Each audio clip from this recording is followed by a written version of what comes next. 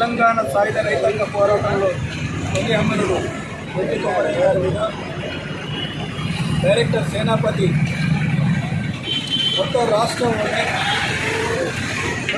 చాలామంది కో ప్రొడ్యూసర్గా తీసుకొని ప్రజల నుంచి వచ్చిన ఖర్చుతోటి ఈ తెలంగాణ సాయుధ పోరాటంలో అమరుడైన తోటి రాష్ట్రం మొత్తం దాదాపు ఒక 2-3 సంవత్సరాల నుంచి ఇవాళ తిరుగుకుంటూ ఇవాళ సూర్యాపేటలో ఇవాళ పోస్టర్ ఆవిష్కరణ చేయడం రెడ్డి కొమరయ్య మీద ఆనాడు కడివెడ్డి గ్రామంలో ఇదివరకు నల్లగొండ జిల్లాలో ఉండే ఇప్పుడు జనగాం జిల్లాలో ఉంది నిజాం తొత్తులు విష్ణు రామచంద్రారెడ్డి వాళ్ళకి వెట్టి చాకిరికి వ్యతిరేకంగా వాళ్ళకి అణచివేతకి వ్యతిరేకంగా పోరాడుతుంటే ఆ గడి దగ్గరికి మొత్తం నల్లగొండ జిల్లాలో ముఖ్యంగా నల్లగొండ జిల్లా భీమిరెడ్డి నరసింహారెడ్డి అయితేంది మళ్ళీ స్వరాజ్యం అయితేంది ధర్మభిషం అయితేంది ఉప్పల మన్సూర్ అయితేంది నర్ర రాఘవరెడ్డి అయితేంది ఆరుట్ల రామచంద్రారెడ్డి కమలాదేవి అయితే వీళ్ళందరూ కూడా నల్ల నరసింహులు ఆంధ్ర మహాసభ ఆధ్వర్యంలో నిజాంకు వ్యతిరేకంగా వెట్టి చాకిరికి వాళ్ళు వ్యతిరేకంగా పోరాడుతున్న టైంలో ఆ గడి దగ్గరికి పోవడం వల్ల ఆయన మీద దాడి జరుగుతుందని నిజాం నవాబులో తొత్తులో తెచ్చుకున్నాడు. ఆ సైన్యాన్ని ఇంట్లో పెట్టుకుంటే ఆ దాడి గడి మీద దాడి జరిగినప్పుడు లోపల మొత్తం సైన్యం నిజాం నవాబ్ సైన్యం కాల్పులకు నేల కొరిగిన తొలి అమరుడు తొట్టి కొమరయ్య.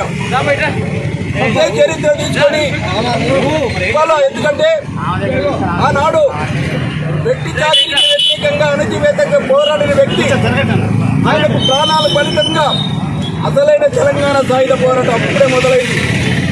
ఆంధ్రప్రదేశ్లో కమ్యూనిస్టులు మొత్తం తెలంగాణలో నిజాం నవాబు మీద పోరాటం దాని ఫలితంగా ఆ రోజుల్లో దాదాపు 30,000 మంది వెట్టి చాకి నుంచి రిలీజ్ అయ్యారు. 10 లక్షల మందికి ఇలా భూమి పంచడం జరిగింది.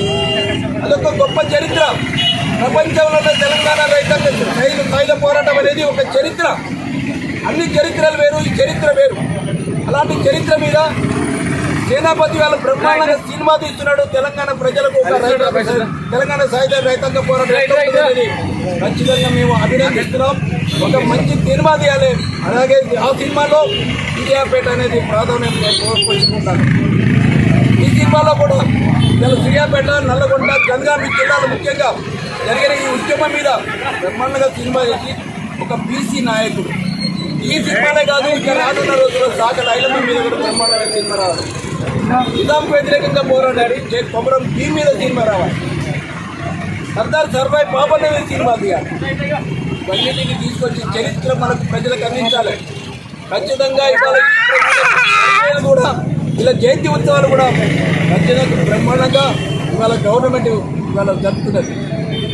అలాగే మనం ఇవాళ ఎక్కడైతే పోస్టర్ని ఆవిష్కరించడమో ఇవాళ ఇలాంటి మహానుభావులు ఇవాళ వీళ్ళందరూ కూడా చరిత్ర తీసుకొని వాళ్ళ చరిత్ర ఛత్రపతి శివాజీని, సంభాజీని ఇలాంటి సినిమాలకు చరిత్ర ప్రజలకు అలాగే ఈ సినిమాను ఖచ్చితంగా తెలంగాణ సాయుధ రైతాంగ పోరాటం చేస్తున్నారు.